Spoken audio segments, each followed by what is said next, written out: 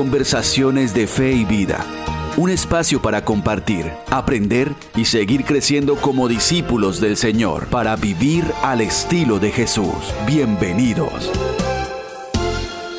Un saludo muy especial para todas las personas que nos escuchan. Qué rico estar de regreso en este podcast, Padre, que ya habían empezado también a pedirlo, a decir, pero qué rico que extrañen estas conversaciones de fe y vida, el podcast de la parroquia La Santa Cruz de la Ceja.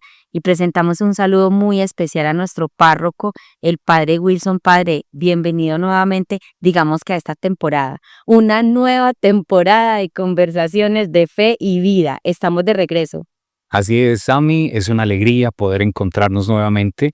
Y efectivamente, muchas personas me habían preguntado por el podcast, qué había pasado, por qué nos habíamos desaparecido de la faz de la tierra.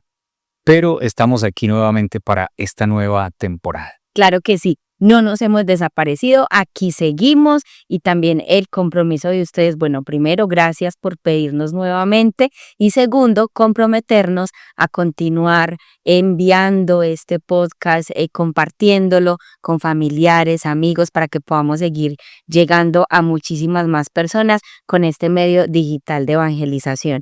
Padre, hoy vamos a hablar de algo muy bonito. Estamos empezando el año, mucha gente hizo sus compromisos, tienen retos, propósitos, un montón de cosas. Generalmente propósitos ligados a aquello que me va a hacer mejor, donde voy a poder ser más feliz, donde voy a encontrar cosas que me satisfagan y satisfagan también a mi familia, compromisos también a nivel religioso, personal, laboral, un montón de cosas y casi todas apuntando a esa búsqueda de la felicidad. Por eso hoy nuestro tema se va a llamar La verdadera felicidad. ¿De qué vamos a hablar? Vamos a hablar, Sammy, del texto del Evangelio que la liturgia nos tiene para este domingo. Un texto muy conocido para muchos, el corazón del Evangelio, el corazón del mensaje de Jesús. Y estoy hablando, por supuesto, de las bienaventuranzas, con las que Jesús empieza el sermón de la montaña. Un texto, como les decía, tan conocido que esto mismo se puede convertir en un peligro. Cuando nosotros creemos que ya sabemos, que ya conocemos cuál es el mensaje, pues esto nos puede jugar en contra, porque como que nos cerramos a todo lo que Dios puede decirnos. Entonces vamos a tratar de profundizar un poquito en el mensaje de las bienaventuranzas. Entonces, para iniciar, hagamos una lectura, Sammy, de este texto de las bienaventuranzas. Claro, Padre, entonces vamos a leer primero el texto. He tomado el capítulo 5 del Evangelio de San Mateo, los versículos 1 al 12, para quienes también tengan de pronto por ahí su Biblia, la aplicación, lo quieran buscar. En aquel tiempo, al ver Jesús el gentío, subió a la montaña, se sentó y se acercaron sus discípulos, y él se puso a hablar enseñándoles. Dichosos los pobres en el espíritu, porque de ellos es el reino de los cielos. Dichosos los que lloran, porque ellos serán consolados. Dichosos los mansos, porque ellos heredarán la tierra. Dichosos los que tienen hambre y sed de justicia, porque ellos quedarán saciados. Dichosos los misericordiosos, porque ellos alcanzarán misericordia. Dichosos los limpios de corazón, porque ellos verán a Dios. Dichosos los que trabajan por la paz, porque ellos se llamarán los hijos de Dios. Dichosos los perseguidos por causa de la justicia, porque de ellos es el reino de los cielos. Dichosos vosotros cuando os insulten y os persigan y os calumnien de cualquier modo por mi causa. Estad alegres y contentos, porque vuestra recompensa será grande en el cielo. Tanto sobre lo que podríamos conversar en este espacio, lo primero sea reiterar lo que les he venido diciendo. No nos acostumbremos a la palabra de Dios, al mensaje de Jesús, a pensar que ya no sabemos todo lo que Jesús nos presenta en el Evangelio. Dejémonos sorprender por el Señor, no perder esa capacidad de admiración, porque nadie debería pasar indiferente ante este mensaje, porque es evidente la contradicción. ¿Cómo es posible que Jesús diga, dichosos los pobres, los que lloran, Ujú. los que son perseguidos? No tiene sentido. Pero en esas paradojas se esconde un mensaje muy profundo. Entonces, empecemos a hablar de algunas, porque no vamos a Claro. alcanzar a abordarlas todas. Por ejemplo, empecemos con la primera, que para muchos es la clave de lectura de todas las demás, la pobreza. No quiere decir que Jesús diga que la pobreza, como la entendemos nosotros, una pobreza material, la miseria para muchas personas que no tienen ni siquiera lo básico, lo fundamental para vivir, sea algo bueno, algo que Dios quiera. No, no se trata de eso. Se trata, incluso por eso Mateo le pone un calificativo y dice, dichosos los pobres de espíritu.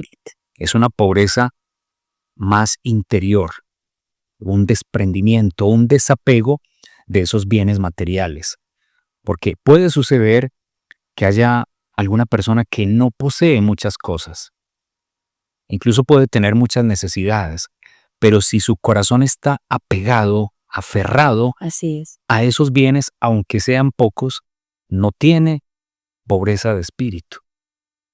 Y al contrario, puede haber personas que tengan un buen nivel de vida, que tengan abundantes bienes materiales, pero son desprendidos, son desapegados, saben que en el fondo no les pertenecen, los usan para gloria de Dios, para beneficiar también a sus hermanos, para hacer obras de caridad. De esa persona podemos decir que es pobre en ese sentido que Jesús nos señala, del desprendimiento interior. Que tienen esa capacidad, Padre, también de compartir, que es algo muy lindo y que uno ve en esos valores iniciales que inculcamos en nuestros niños, que es un valor que se enseña desde casa y que a veces se hace un poco difícil, no imposible, pero en los niños, por ejemplo, que son hijos únicos, pero que el socializar con sus primitos, con los amiguitos del barrio, en el colegio, les da también la capacidad de salir de sí mismo y de compartir con el otro. A mí me parece algo muy lindo cuando usted dice que la pobreza de espíritu es esa capacidad que uno tiene de desprenderse y de no apegarse a las cosas, porque a veces esa pobreza de espíritu yo creo que la hemos entendido diferente. A veces la gente piensa que el pobre de espíritu es el que no tiene iniciativa o que el pobre de espíritu es el que no se le ocurren las cosas. Entonces, digamos, hacer la aclaración sobre lo que significa realmente la pobreza de espíritu me parece clave para entender la explicación que sigue en este texto tan bonito de las bienaventuranzas que compartimos con usted el día de hoy. Otra de las bienaventuranzas que suele causar mucha perplejidad es el de los que lloran. ¿Por qué Jesús dice, dichosos los que lloran? Si el Evangelio es una buena noticia, si se nos habla tanto de la alegría que proviene de Dios, incluso la alegría es uno de los frutos del Espíritu Santo, ¿por qué en este contexto Jesús dice que son bienaventurados los que lloran? Puede haber dos sentidos para entenderlo. El primero se refiere a la tristeza, el dolor por los propios pecados. Llorar los propios pecados. Eso hace parte de eso que luego se convertirá en alegría.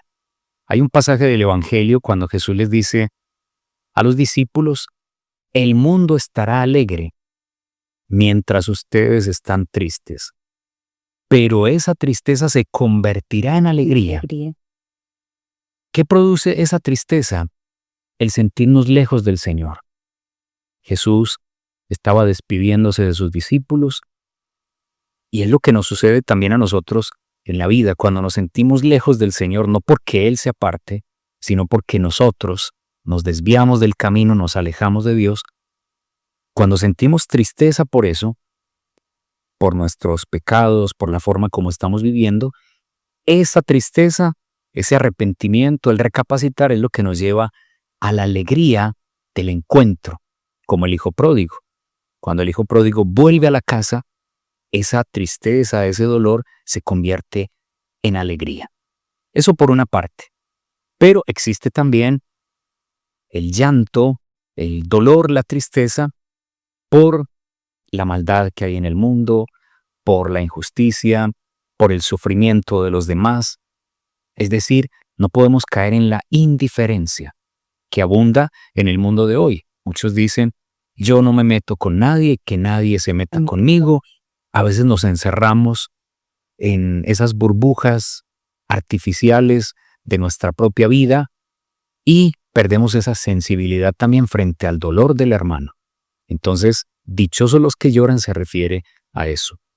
Los que lloran sus propios pecados, los que lloran por las dificultades, por las injusticias, por el sufrimiento de los demás. Y yo pienso, Padre, que también el Evangelio es siempre actual y en ese bienaventurados los que lloran, en esta sociedad de ahora en la que las redes sociales a veces nos muestran, digámoslo en un lenguaje coloquial, tanta falsedad, donde todo el mundo está bien, compran cosas, tienen carros, se van de paseo.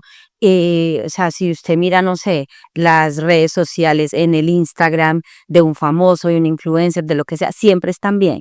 Todo es felicidad, todo es abundancia, nunca están tristes, cosa que no es real porque la tristeza está a la par en la vida, pero volviendo al tema de las bienaventuranzas, bienaventurados los que lloran, yo pienso que es también validar esa emoción y ese sentimiento, si se quiere, de que es válido estar tristes. No siempre hay que estar alegres y a los niños también hay que enseñarles eso. No es que no llore, que los hombres no lloran. O no, han pasado peores cosas. No, la tristeza también hay que validarla y puede sonar muy cliché, pero si uno no conoce la oscuridad, entonces no valora la luz y en este caso es igual. Si nunca has estado triste, ¿cómo vas a valorar la alegría? Entonces es como validar también esas emociones desde ahí. O sea, la explicación que usted nos da es preciosa, pero trayéndolo también como a este otro ámbito de la validación de los sentimientos, bienaventurados los que lloran, porque en algún momento pues también superaremos esa tristeza y estaremos felices. Podríamos continuar conectando lo que estabas diciendo, Sami, de este mundo tan superficial, donde se vive mucho de la apariencia, con otra de las bienaventuranzas que menciona Jesús cuando habla de los limpios de corazón. Así es. El corazón, en la Sagrada Escritura, no se entiende solamente como el mundo de los sentimientos, sino como el centro de la persona, que empieza desde la interioridad.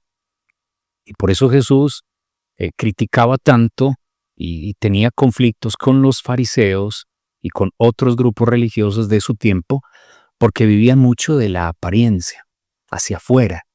Cuando Jesús dice, todo empieza adentro, en el interior, porque de lo que hay dentro del corazón, luego lo hablan los labios, luego se refleja de muchas maneras.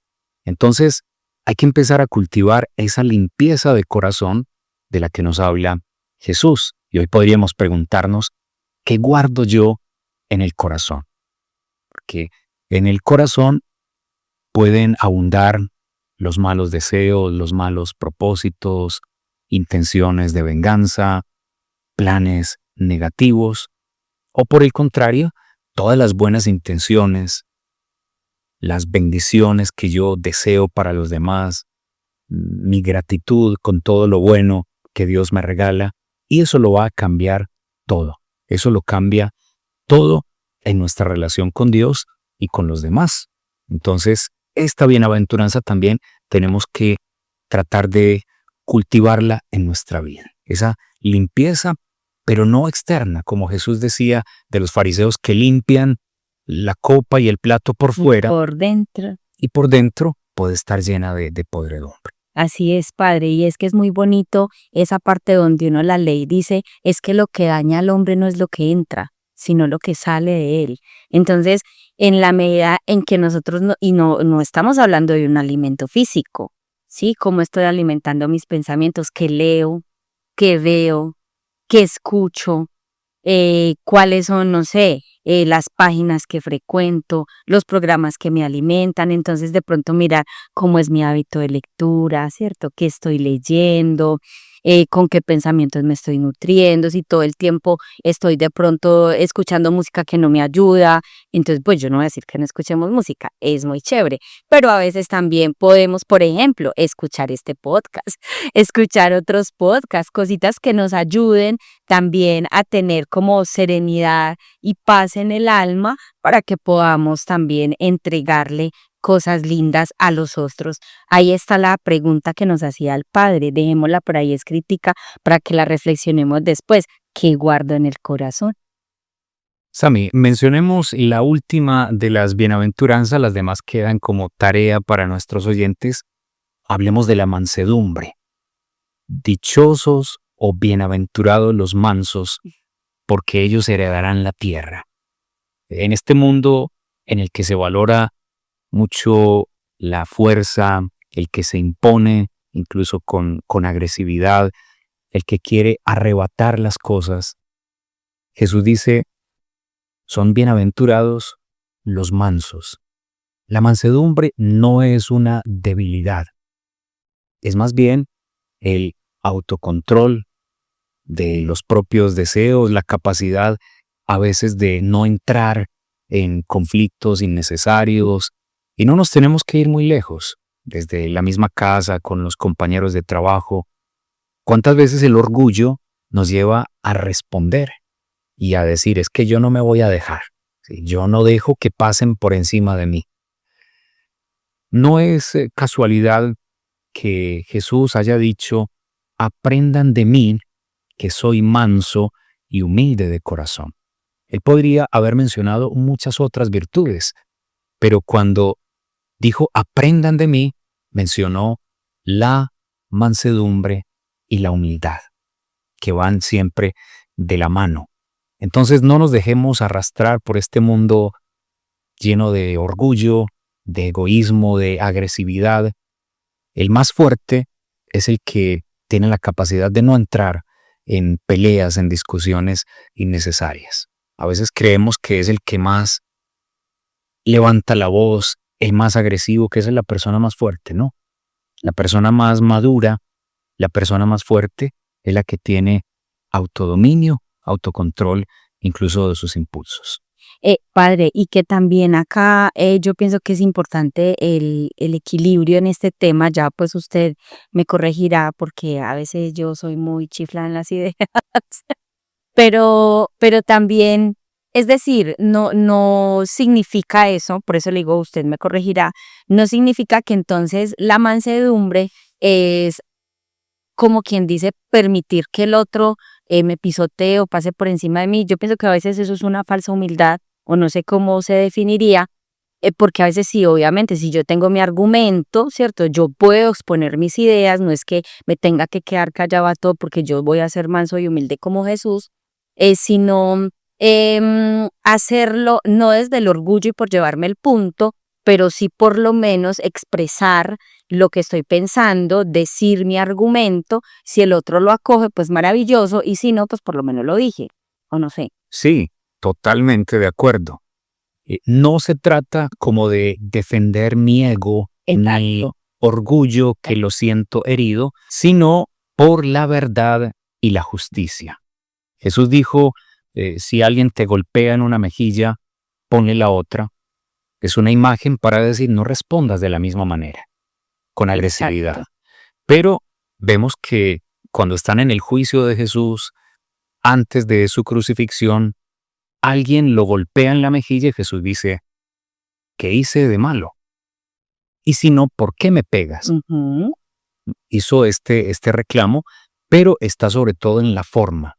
Yo puedo entrar con argumentos, defender la justicia, mostrar lo que es la verdad, pero no caer en esa actitud agresiva a la que muchas veces se Así nos es, lleva en este mundo.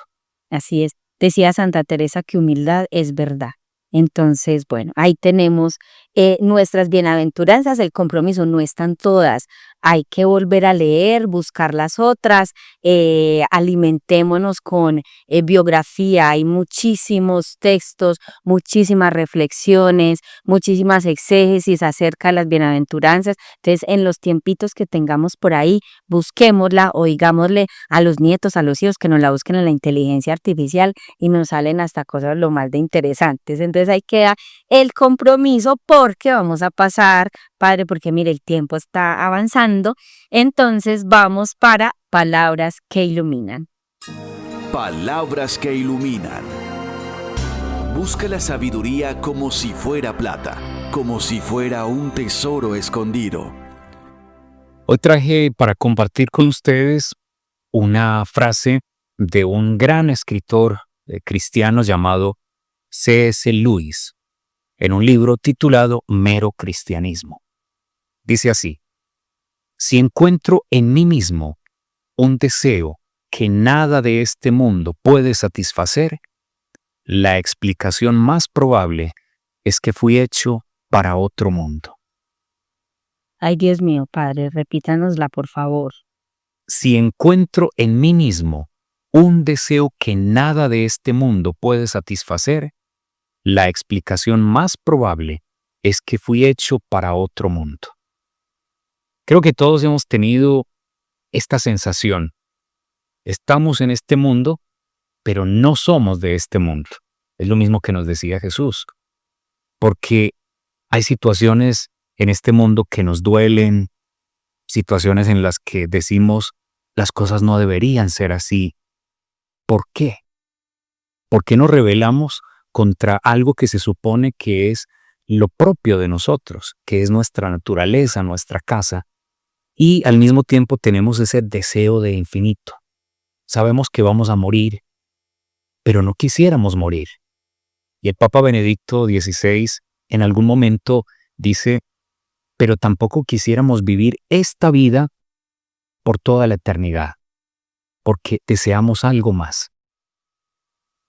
Traje esta frase porque en el fondo las bienaventuranzas son una invitación también a la trascendencia. Miren que se nos habla de una situación actual que a veces, o casi todas, son difíciles: tener hambre, ser perseguido, llorar.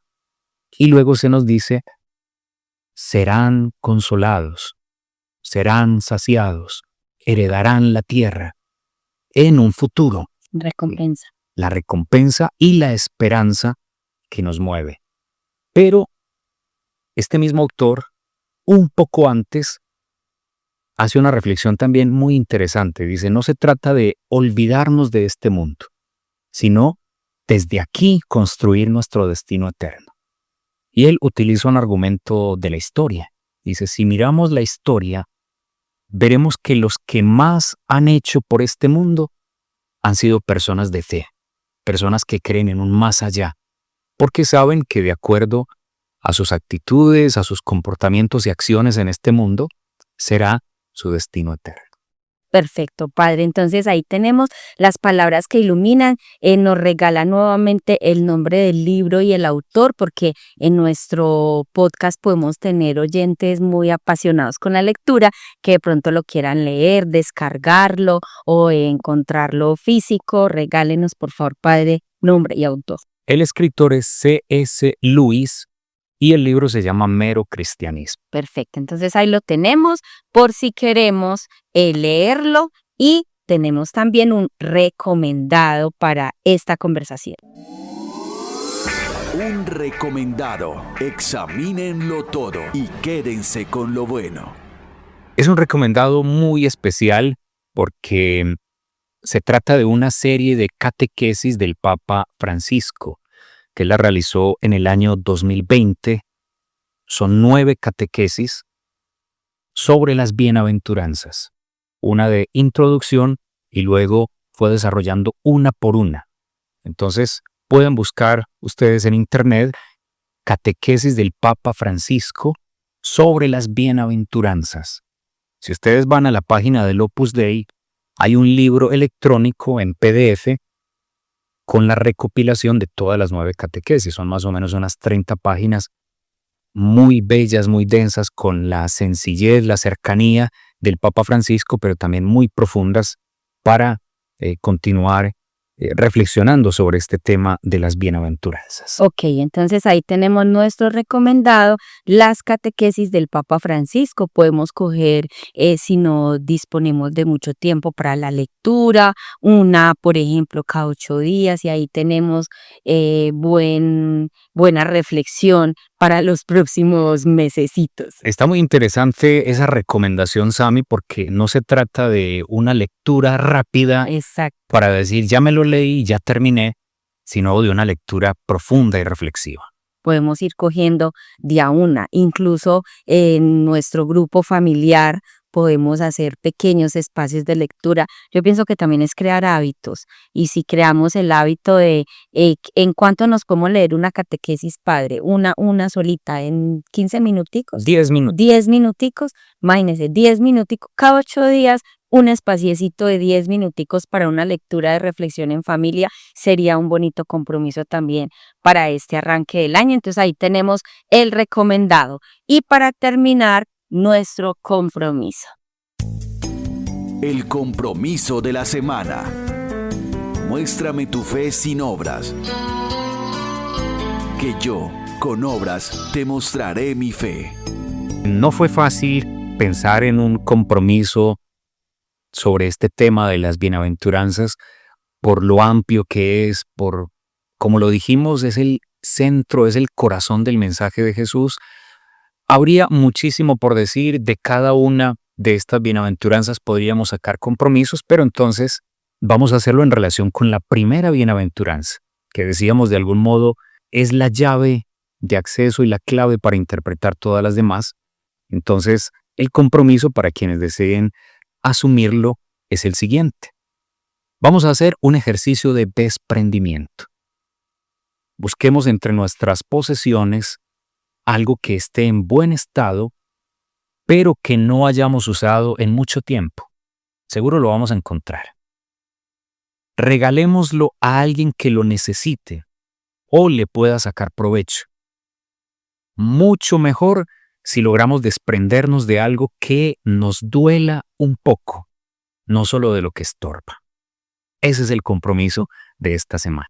Y está muy bueno ese compromiso para este arranque del año, pero miren qué lindo lo que el Padre nos dice al final. No solamente es algo que no use, porque si no uso, pues está en buen estado, pero no lo uso, entonces tampoco me va a hacer falta.